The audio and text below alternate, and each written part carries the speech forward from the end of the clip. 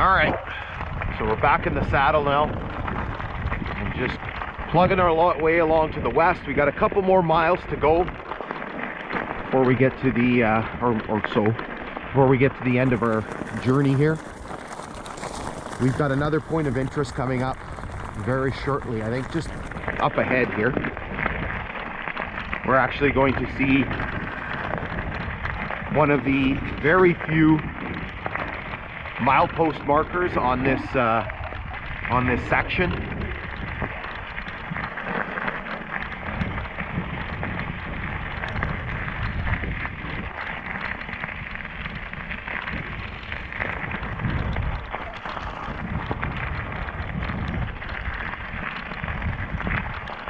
Here's another culvert, but there's no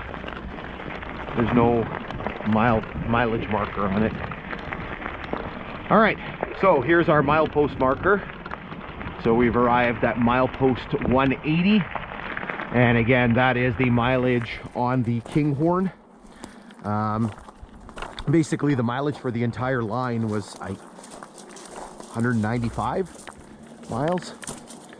All right, so again, 180 is the mileage for the Kinghorn, and so for the original lines, the Canadian Northern Railway Nipigon Subdivision and the Canadian National Railways Dorion Subdivision, we have to subtract the 49.7 miles, and so this becomes milepost 130.3. 130.3. Okay, so what we'll do is we'll hop back up on the bike here and just continuing to work our way west. Okay, just resuming our journey to the west here. We have another road crossing coming up in about a kilometer or so. There's a few little things to take a look at on our way here. So we have another mileage marker. We're not gonna kind of mention that one too much since we just passed milepost 180. Kind of know where we are. Again, sort of a modern culvert.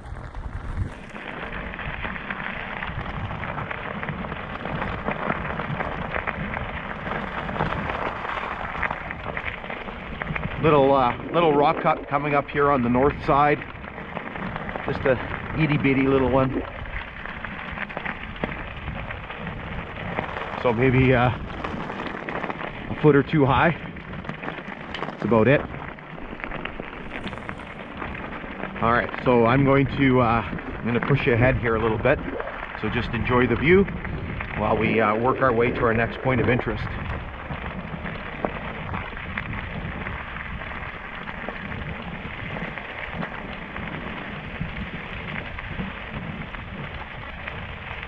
So here we have another little rock cut, and what's coming up right here is we actually have an old private crossing. This is actually like somebody's driveway into their home, and I believe if we look over here, yeah, there it is, we can actually see the old private crossing sign. So the use at your own risk.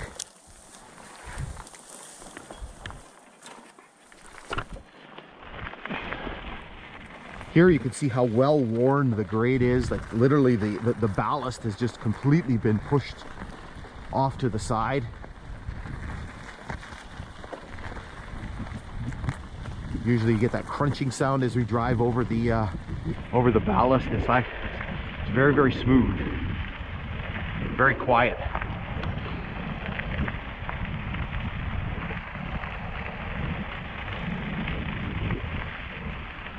So we have another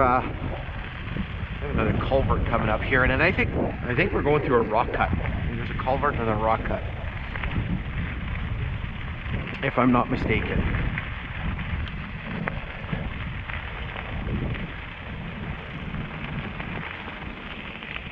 Maybe not the rock cut. So here's the culvert. There's the mileage on there. So 180.30 on the Kinghorn. So the original lines, that would be 130.6. Yes, we are into the rock cut here. This is probably one of the more one of the more sizable rock cuts on this section between Pass Lake and Thunder Bay.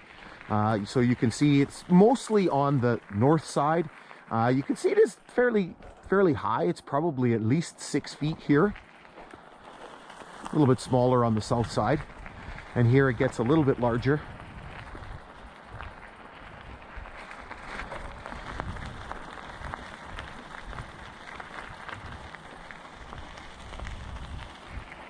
And so here we're probably up into the maybe 12-foot range. Again, considerably smaller on the south side.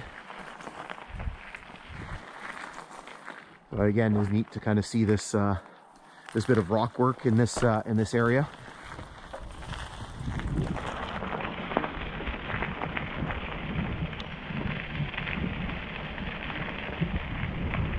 And it continues more on the south side here.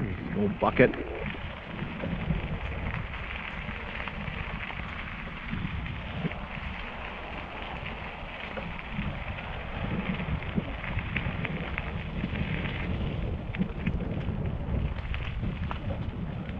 And we see another little piece of rock cut here on both sides of the grade. Again, probably not particularly high, maybe 5 feet at the most.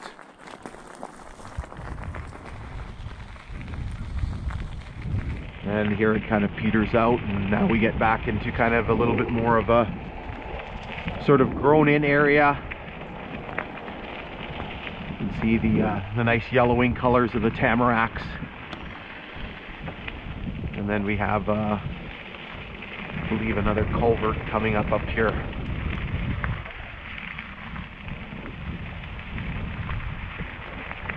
Here you can see some of the issues that are arising with the grade. Here you can see a little bit of a sinkhole that's formed.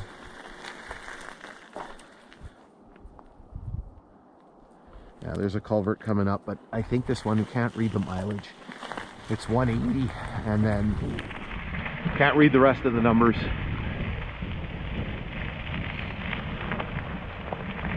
Again, kind of a little bit of a low spot here.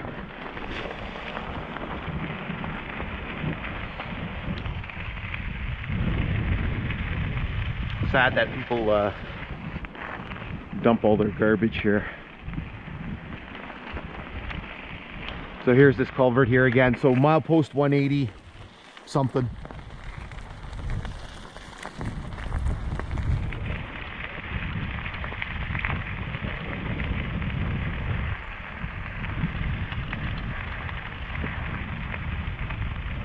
So we're coming up on road crossing here, and so what I'll do is I'll just sort of zip you ahead until we get to the crossing itself.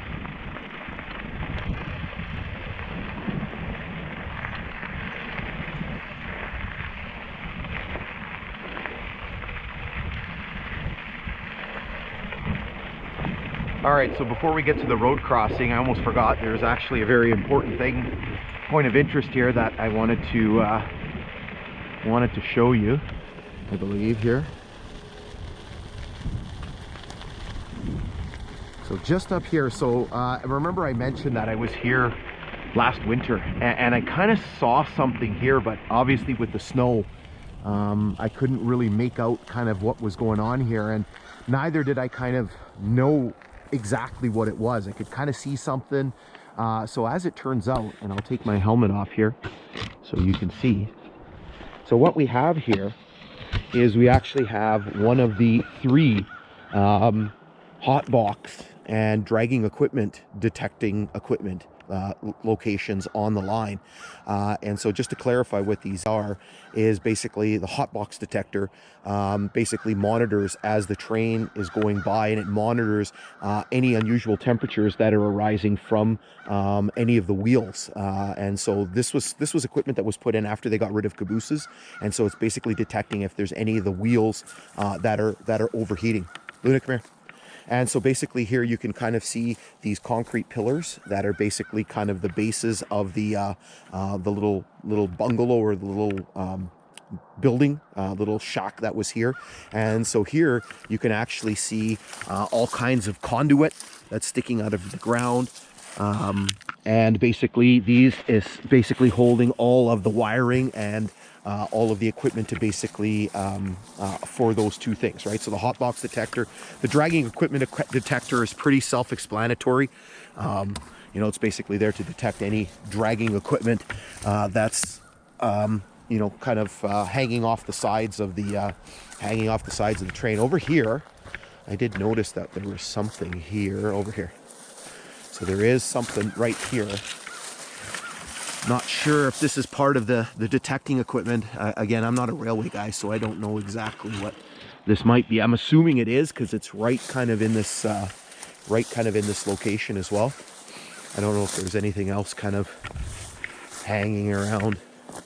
But again, that's kind of neat to see that. So there was 3 of these on the line. There's one here. This is the one that's the further to the west. There's one that actually we just took a look at last week. That's up by Robford Station, just west of Red Rock. And then there was one much further to the east, up just south of McDermott.